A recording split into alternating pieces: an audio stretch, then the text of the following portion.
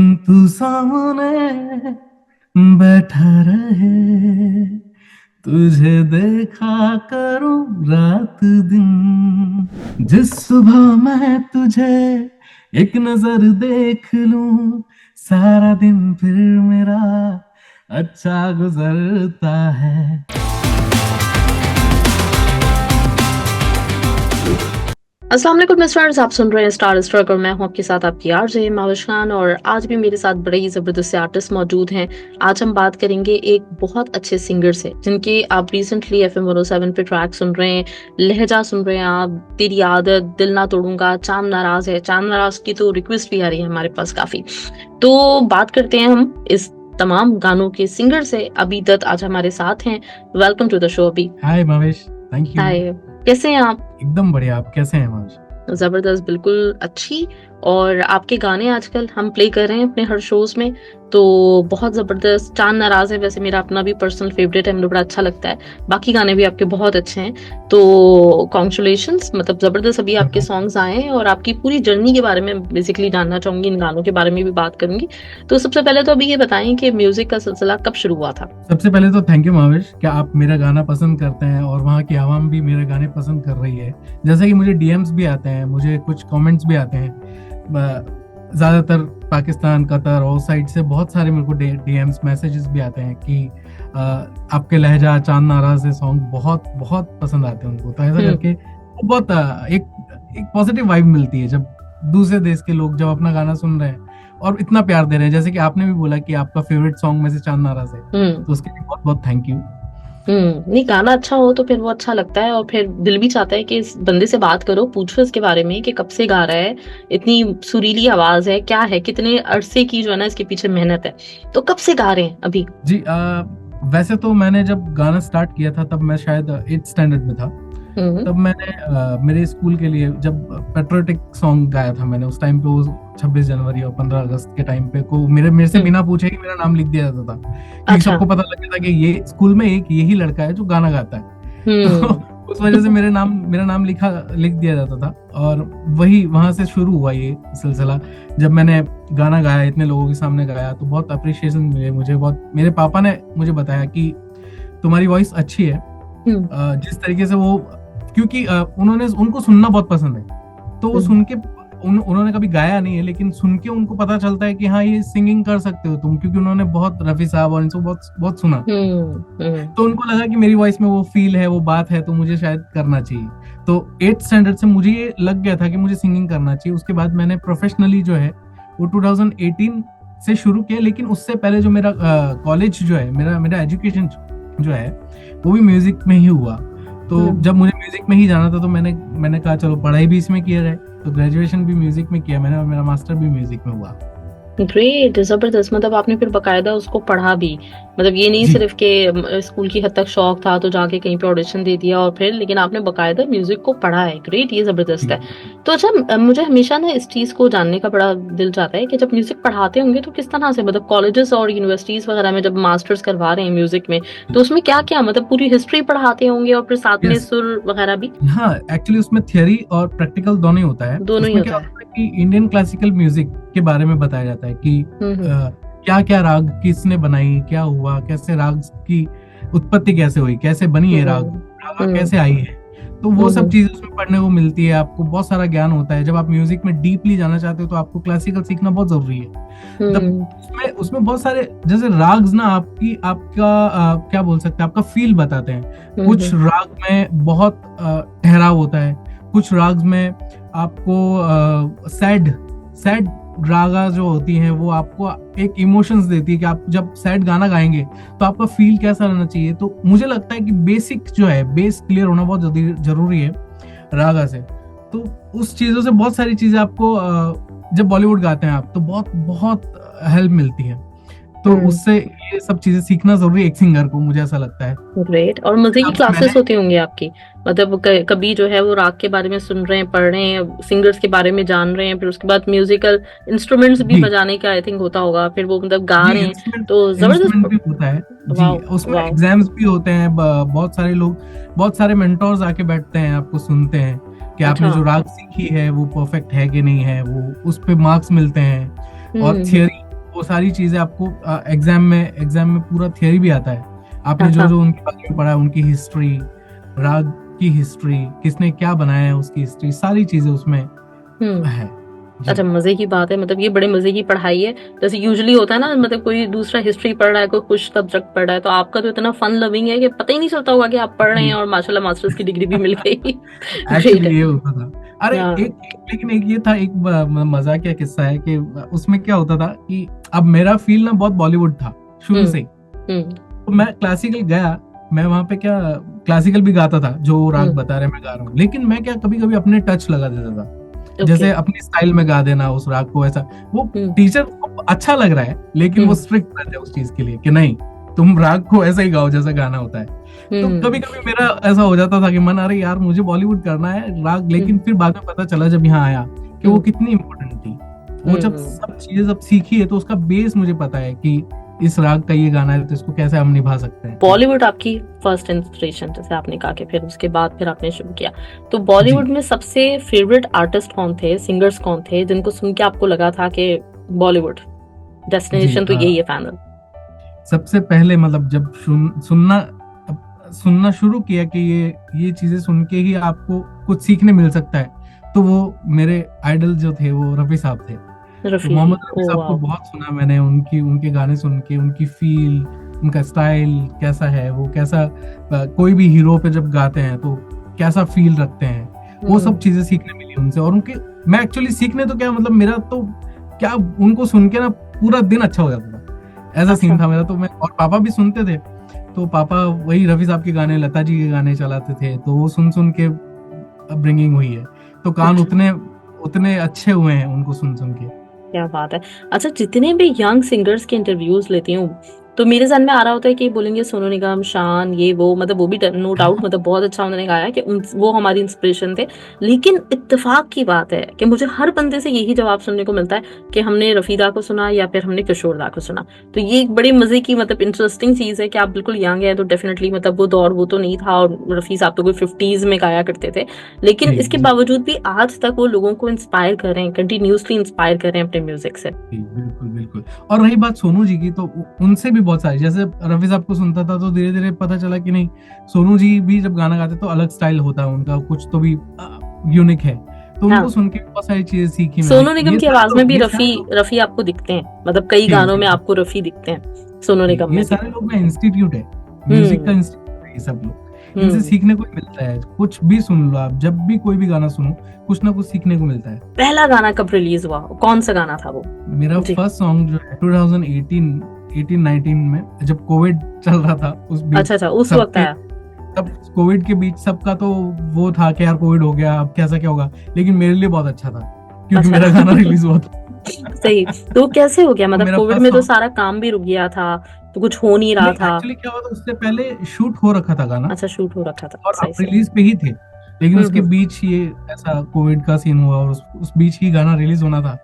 तो दिल ना तोड़ूंगा, जो आपको पता होगा, हाँ, आपने सुना होगा, बिल्कुल दिल बिल्कुल। ना तोड़ूंगा सॉन्ग जो है वो सबसे हम्म पहले रिलीज हुआ था हम्म बी लाइव म्यूजिक से। जी, अच्छा, मैं बताना जबरदस्त। चाहता हूँ बी लाइव म्यूजिक से ही मैंने बहुत सारे गाने किए हैं।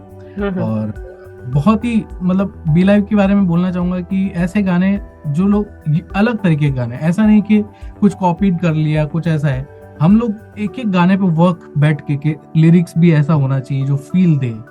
लिरिक्स पे वर्क होता है, म्यूजिक पे, एक चीजों पे, कि कोई कॉम्पोजिशन किसी से मिलनी नहीं चाहिए, वो चीज लेके भी बहुत सारी चीजें होती है। तो मुझे लगता है बी लाइव के गाने लोगों को सुनने चाहिए। बहुत ही अलग फ्लेवर, बहुत ही अलग सारे, और बहुत सारे आर्टिस्ट है जो अलग अलग तरीके की वॉइसेस है। हाँ हाँ, बिल्कुल ऐसा तो है, क्योंकि दिल ना हमारे तोड़ना पास भी मेरा काफी सॉन्ग्स प्ले होते हैं, तो उसमें बिल्कुल ऐसी चीज है कि ओरिजिनल जो है ना वो नजर आता है कि हाँ ये ओरिजिनल है। तो ग्रेट प्रोडक्शन का बड़ा काम होता है डेफिनेटली। और आपको जब भी कोई ऐसा मतलब कोई सिंगर है, टैलेंट है, लेकिन अगर कोई लॉन्च करने वाला मिले और फिर उस प्रॉपरली उसको समझने वाला मिले, क्योंकि बाज़ औक़ात मतलब लोगों चांस के लिए बैठे रहते हैं, कितना अच्छा अच्छा टैलेंट होता है लेकिन कोई चांस नहीं दे रहा, लेकिन कोई सही बंदा अगर मतलब उसको आइडेंटिफाई कर लेना कि हाँ ये टैलेंट है और हम इसको प्रोजेक्ट करेंगे, तो डेफिनेटली वो एक बड़ा क्रेडिट जाता है उन लोगों को। तो वो गाना फिर आपका मतलब दिल ना तोड़ना, आपने पहले ही सबसे पहले मतलब आते ही ये कह दिया लोगों को कि भाई दिल ना तोड़ना, पसंद कर लेना मुझे। जी हाँ जी बिल्कुल, दिल ना तो तोड़ूंगा, तुम दिल भी ना कुछ तोड़ना ऐसा ही अगर हम गाना। थोड़ा सा सुन ले फिर उसके बाद फिर कंटिन्यू करते हैं आगे।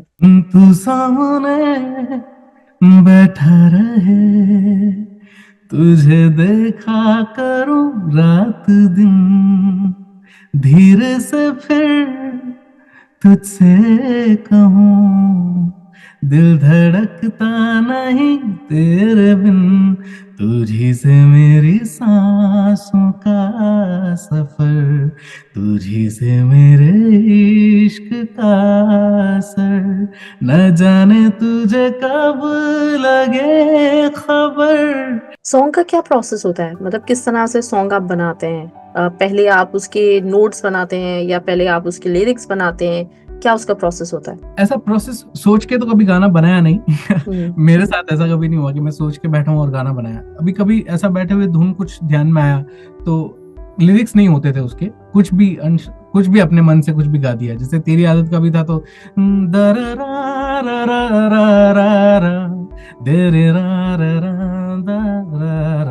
ऐसा करके एक ट्यून ध्यान में आई थी, तो फिर उसको तू दूर हुआ है जब से, मन भाव रहा हो तब से, सब फिर उसके बाद वर्ड्स आए। तो पहले जो है मुझे लगता है कि कोई भी कॉम्पोजिशन जो है वो ट्यून बनती है, उसके बाद उस पे लिखावट होती है, और कभी कभी ऐसा होता है कि लिखे हुए पे हम ट्यून्स बनाते हैं। तो कॉम्पोजिशन भी आपकी होती है, आपके लिरिक्स भी होते हैं? लिरिक्स कभी कभी होते हैं, लेकिन ज्यादा ये है कि हमारे साथ बहुत सारे लोग जुड़े हैं, बड़े बड़े लिरिक्स राइटर्स जो हैं, उनके साथ भी काम किया हम लोगों ने, तो हम अपनी ट्यून्स देते हैं तो उस पे लिखते हैं ऐसा करके। ऐसा है, नहीं तो हमारे पास कुछ टाइटल्स होते हैं कि हमने जैसे तेरी आदत टाइटल रखा है तो उसके आसपास की सारी इर्द गिर्द की चीजें राइटर लिख दें। तो ये जो ट्यून बनाते हैं इसको लेके मतलब कोई इंस्पिरेशन किस तरह से आपको लगता है कि ये जो एक आमद होती है ना कि एकदम से कोई जहन में धुन आ गई, तो वो नॉर्मली क्या होता है, किस वक्त आती है? अक्सर लोग मतलब कुछ ऑकवर्ड से टाइमिंग्स में ना उनको इस तरह की चीजें जहन में आ रही होती हैं, मतलब कोई बहुत मसरूफ टाइम होता है, ड्राइव करते हुए आइडियाज आ रहे होते हैं, सोने लेटे होते हैं उस वक्त सारे आइडियाज आ रहे होते हैं। आपका क्या रहता है? हाँ ऐसा ही कुछ है, मतलब ऐसा क्योंकि हम लोग बैठते नहीं ना लेके कि आज ट्यून बनाना है, वो करने जब बैठ गए ना तो फिर उस टाइम अच्छी ट्यून नहीं आती आपके दिमाग में। तो वो ऐसा ही है, कभी या तो आप सो रहे हो बैठे हो या कहीं आपने कुछ सुना और एकदम से क्लिक हुआ, अरे नहीं यार इस म्यूजिक के साथ ये ट्यून जा सकती है, वैसा कुछ। मेरे साथ ज्यादातर ये होता है कि कहीं कुछ म्यूजिक सिर्फ ट्रैक बज रहा है, बैकिंग ट्रैक, और वो बज रहा है तो मेरे को एकदम से ध्यान में आया तो मैं झट से फोन ऑन करता हूँ और रिकॉर्डिंग ऑन करके कुछ तो भी ट्यून उस पे गा देता हूँ ताकि वो ट्यून जहन में रहे। कभी ऐसा होता है, कभी कभी तो ऐसा होता है कि वॉशरूम में भी याद आ जाती है कोई ट्यून तभी मैंने कहा था ऑकवर्ड जो ना जगहों पे अमूमन आपको यूजुअली मतलब इस तरह के क्रिएटिव आइडियाज आते हैं, ये होता है सबके साथ होता है, जब वो कोई भी काम कर रहा हो, क्रिएटिव काम कर रहा है तो उसके साथ ऐसे ही होता है। अच्छा, अब यूजुअली मतलब जो देखने में आता है ना वो ये होता है कि अभी आजकल लोग एक गाना रिलीज करते हैं, फिर उसके बाद 4-5 महीने का कम से कम ब्रेक लेते हैं, फिर दूसरा गाना फिर लेकर आते हैं। तो आपके 4 गाने एक साथ रिलीज हुए, मतलब अब लोग नहीं करते, लोगों को एक रिस्क लग रहा होता है, लोग कहते हैं कि हर गाने को एक अलग से हाइप मिलनी चाहिए तो उस पे रील्स बन जाए, उस पे सब कुछ हो जाए। तो आपको रिस्क नहीं लगा था कि ये 4 गाने एक साथ हम दे रहे हैं तो इसको आहिस्ता आहिस्ता करके रिलीज कर दो, या फिर बहुत कुछ है अभी पटारे में जो मतलब आप कह रहे हो कि मतलब 4-4 करके लेकर आना है? ना वो ऐसा था कि एक 1.5 महीने का गैप था सब में, 1-1.5 महीने की गैप में सब गाने रिलीज हुए, 2 महीने 3 महीने गैप में। जैसे तेरी आदत जब आया था, रिलीज हुआ तो उसका टीजर भी ट्रेंडिंग चला गया था और फिर वो गाना भी काफी हफ्तों तक ट्रेंडिंग में था। तो वैसा जब पता चला कि गाने सुने जा रहे हैं, लोग सुन रहे हैं, इतना पसंद कर रहे हैं, तो वैसा चल रहा था। तो चलो हमारे चैनल पे गाने लोग सुन रहे हैं तो हमें इसको छोड़ना नहीं चाहिए, जब सुन रहे हैं तो बिल्कुल सुनाओ। तो वही 1-2 महीने के गैप में जब लहजा आया तो लहजा में ऐसा हुआ कि वो 7 कंट्रीज में ट्रेंडिंग चल रहा था। जब वो रिलीज हुआ तो उससे और एक वाइब मिली, पॉजिटिविटी मिली। तो ऐसे करके हमने बहुत सारे गाने बैक टू बैक डाले। अच्छा, आपको लगता है कि मतलब जैसे बैक टू बैक सॉन्ग्स आते हैं तो लोग ज्यादा हुक रहते हैं और लोगों को मतलब अटैच रखने के लिए, अपने से कनेक्टेड रखने के लिए ये करना चाहिए कि आपको गाने जरा मतलब बहुत लंबे ब्रेक्स भी ना दो, गैप्स ना? नहीं, ऐसा नहीं है। मतलब एक गाना अगर आपका फैन बेस आपके गाने सुनना चाहता है, जो आपके फैंस हैं वो आपके गाने सुनना चाहते हैं, वो वेट भी करते हैं आपका, वेट भी करते हैं, बिल्कुल करते हैं। लेकिन हाँ ये है कि आप ज्यादा लंबा गैप ना रख के, लेकिन हाँ वेट इसलिए कि आपको कुछ नया अच्छा देना है। ये भी एक रिस्पॉन्सिबिलिटी है कि भाई कुछ भी गाना नहीं दे देना है, क्योंकि एंगेज रखना है तो कुछ भी बैक टू बैक डाल दें, ऐसा भी नहीं जरूरी है। तो वेट करती, जो जो आपको सुनने वाले लोग वो आपका वेट करेंगे ही। तो ये चीज है कि आप जो भी डाले सोच समझ के, भले गैप आ रहा है तो लेकिन आप अच्छा ही चीज दें। जो आपने अच्छा किया है तो आप, मुझे लगता है कि म्यूजिक ऐसा चीज है ना कि अच्छा किया है तो आपको अच्छा ही देना पड़ेगा, अच्छा म्यूजिक ही सुनाना पड़ेगा, क्योंकि आप खुद जब सेटिस्फाई होते हो कि हाँ अभी गाना अच्छा सुनाई दे रहा है, मुझे अच्छा लग रहा है, तब आप परोसते हो। तो ऐसा तो उसमें गैप भी आ जाता है कभी कभी, और कभी कभी लगता है कि नहीं ये इंस्टेंट डाल सकते हैं, ये सुनने में अच्छा है। अच्छा, वीडियो जो है वो आपके गानों की जो बनती है तो उसमें क्या जहन में होता है आपके? आप खुद अपीयर होना चाहते हैं या मॉडल, या फिर किस तरह से वीडियो के ऊपर आपका खुद कितना ध्यान होता है? वीडियोस पे मैं बात बोलूंगा कि मेरा ज्यादा ध्यान नहीं होता है, क्योंकि मेरे साथ बहुत सारे गानों में फीचर्स हुए हैं लोग, जैसे जन्नत फैजू लहजा में है, और सिद्धार्थ निगम और अनुष्का सेन जो है तेरी आदत में है, चांद नाराज में मासिन खान और जन्नत जुबैर हैं। तो इनमें मैं एज अ सिंगर दिख रहा हूँ इन सब गानों में। तो वैसा है कि मुझे वो नहीं है कि मैं वीडियो पे ही आऊँ, आवाज के थ्रू भी मैं लोगों तक पहुंच रहा हूँ। लेकिन हाँ, मेरा एक सॉन्ग था अपनी सांसों में, उसमें मैं फीचर हूँ। अच्छा। उसमें मैं, जी, अपनी सांसों में, उसमें मैं वीडियो में हूँ। लेकिन मैंने कभी वीडियो ऐसा बैठ के डिस्कशन नहीं किया हम लोगों ने इस बात पे कि वीडियो ऐसा होना चाहिए, ऐसा होना चाहिए, क्योंकि वो क्रिएटिव लोग, मैंने मेरा काम कर दिया, मैंने गाना गाना था, मैंने गाना गा दिया। अब क्रिएटिव लोग क्या सोच रहे हैं उस वीडियो के बारे में, वो उन पे ही छोड़ देता हूँ। तो मुझे नहीं लगता कि किसी और की क्रिएशन में आपको घुसना चाहिए। सही चलिए, इस पे बिलीव करते हैं, मतलब जिसका काम उसी को साथ है, तो अपना जी। काम हर किसी को करने दो। सही है। अच्छा, अब मैं चाहूंगी कि हमारा जो फेवरेट सॉन्ग है, मेरा बड़ा फेवरेट है, चांद नाराज है, वो थोड़ा सा सुना दें आप हमें। जिस सुबह मैं तुझे एक नजर देख लूं, सारा दिन फिर मेरा अच्छा गुजरता है, हर किसी के लिए ये धड़कता नहीं, बस तुझे देख कर दिल धड़कता है, मेरी हर बात में जिक्र तेरा करूं, तेरी तारीफ से चांद नाराज है, चांद नाराज है, चांद नाराज है, चांद नाराज है, चांद नाराज है। बहुत बहुत शुक्रिया। अभी आपसे बात करके मुझे बहुत अच्छा लगा, और इस उम्मीद के साथ कि बहुत जल्द आपसे दोबारा बात होने वाली है एक अच्छे से नए गाने के साथ, जिसपे हम पूरी अच्छी तरह डिटेल में बात करेंगे। तो मैं इजाजत चाहूंगी। थैंक्स अ लॉट, बहुत बहुत ख्याल रखिएगा अपना। भाविश, मैं बोलना चाहूंगा कि जो भी चांद नाराज सॉन्ग जो है, उनके कंपोजर जो है वो विक्रम मोंट्रोस हैं। आप बिल्कुल ये उसमें मेंशन कीजिएगा। चांद नाराज है लहजा सॉन्ग जो है मेरा, जो इतना बड़ा हुआ है ये गाना, तो उनमें जो है विक्रम मोंट्रोस जो है वो बहुत बहुत अहम है। उन्होंने ही मुझे गाने दिए जी। तो विक्रम मोंट्रोस कंपोजर है, जिन्होंने म्यूजिक प्रोड्यूस भी किया है, कंपोजर भी है। उन्होंने ये गाने मुझे दिए हैं, इतने सुंदर गाने मुझे गाने को उन्होंने दिए हैं। वाओ, जबरदस्त। तो क्रेडिट जिसका भी हो डेफिनेटली उसको देना चाहिए प्रॉपर्ली। जी बिल्कुल। लहजा जो है अजीम जी ने लिखा है, अजीम शिराजी। अच्छा, अजीम शिराजी का गाना है, सही। अजीम शिराजी साहब का इंटरव्यू कर चुके हैं, और बड़े अच्छे इंसान है, बहुत ही मतलब कोऑपरेटिव, और हर किसी को सपोर्ट करते हैं। तो उनका आपने नाम लिया तो मैं भी जरूर उनके बारे में बात करना चाहूंगी। तो देखिए, ये होता है कि मतलब इतने बड़े बड़े, जैसे अपने विक्रम का नाम लिया, अजीम शिराजी, तो ये सब लोग जब एक साथ मिलते हैं ना, सारे दिमाग, तो फिर हमें ऐसी चीज दिखने को मिलती है कि हम ये गाने आपके देख रहे हैं, एक से बढ़कर एक गाना हमारे सामने आ रहा है और सब पसंद कर रहे हैं उनको। तो ये सबका मतलब एक कंट्रीब्यूशन होता है, जो फिर हमें एक प्रोडक्ट नजर आती है, जिसको लोगों को पता नहीं होता कि बैकग्राउंड पे कौन कौन लोग हैं, कितनी टीम है इसमें, कितने लोगों की एफर्ट लगी है। और मुझे ऐसा लगता है ना कि म्यूजिक ऐसी चीज है ना जो सब लोगों को कनेक्ट करती है, सारी आवाम को कनेक्ट करने का काम जो म्यूजिक का है। म्यूजिक में सारे ही एक्सप्रेशंस जो है, आपके इमोशंस जो है, सारे उसमें म्यूजिक में है। म्यूजिक से जुड़े रहना जरूरी है, मुझे ऐसा लगता है। बिल्कुल ऐसे ही। चलिए जी, अभी थैंक्स अ लॉट आपके टाइम के लिए, और आपकी मसरूफियत काफी चल रही है, तो थैंक्स अ लॉट। बस दोबारा फिर आप हमसे वादा कर चुके हैं कि आप हमें टाइम देते रहेंगे, तो इंशाल्लाह आपसे बात होगी। अपना बहुत बहुत ख्याल रखिएगा, इंशाल्लाह फिर मिलते हैं आपसे। Thanks a lot, bye bye. Thank you so much. Thank you ji, bye bye.